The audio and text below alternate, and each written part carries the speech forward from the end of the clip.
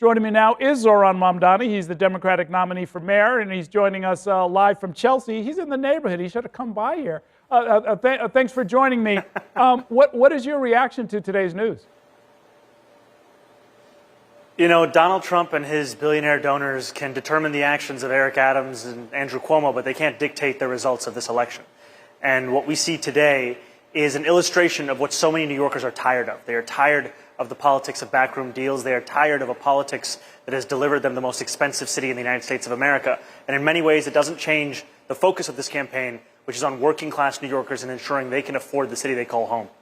I mean, isn't the analysis, at least on one level, that Zohran Mamdani and Andrew Cuomo were beating Eric Adams like a drum?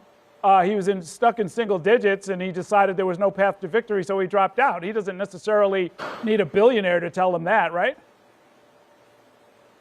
Well, look, he might not be in this race, but his record is Andrew Cuomo's agenda.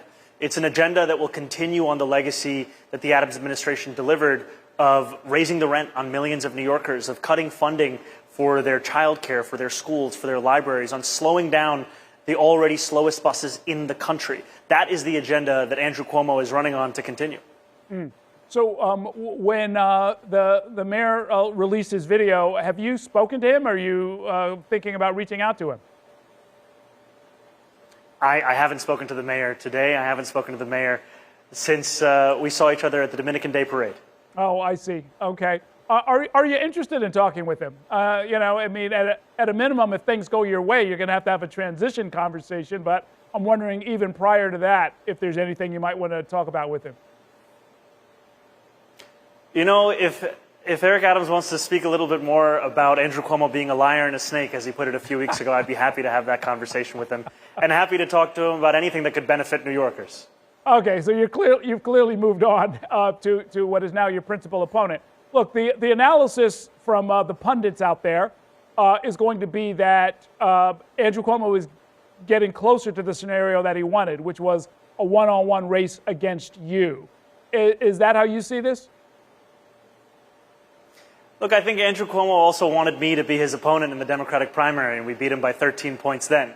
And I'm just as confident about winning this race on November 4th. And I think whether it's Andrew Cuomo, whether it's Curtis Sliwa, what New Yorkers want is a politics that actually speaks to the future of this city, to make this city one that's affordable. And they're not going to turn to a disgraced former governor to deliver that when he's been the architect of what has pushed so many New Yorkers out of these 5 boroughs. I saw that you had something for your campaign followers just in the last few days, asking them to submit designs for some kind of a button. How did that work out, and what was that all about? Yes. You know, one of the things that I and many New Yorkers enjoy about going to vote are the stickers that you have to show your civic pride.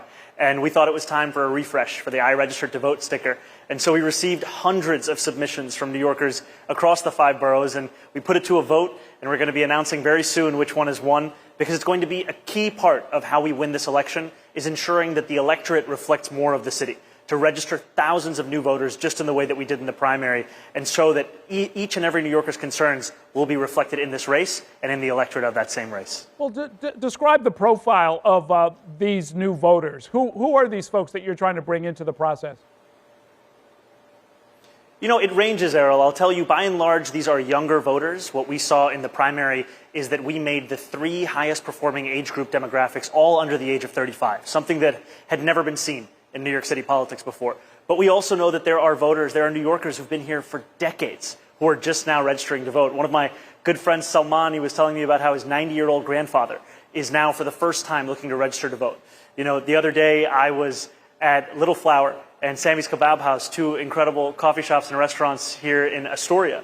And the owner, Sammy himself, is registering to vote. We can see this time and time again with so many people who just have never seen themselves or seen their concerns reflected in the politics of their city. Before I let you go, there's a long piece in the Wall Street Journal this weekend that tries to put not just your candidacy, but others like it, in a broader context, talking about the Occupy generation.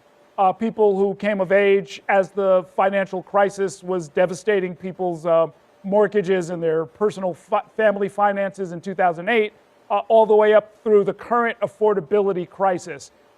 Is that kind of, is that more or less right? Does that sound like your experience and the experience of the people who have brought you this far? You know, I haven't read the article as yet, but what I would say is that for many New Yorkers, their experience of politics has been one of despair and disappointment. And I don't begrudge so many who look at politics as something to be avoided as opposed to something to be engaged with.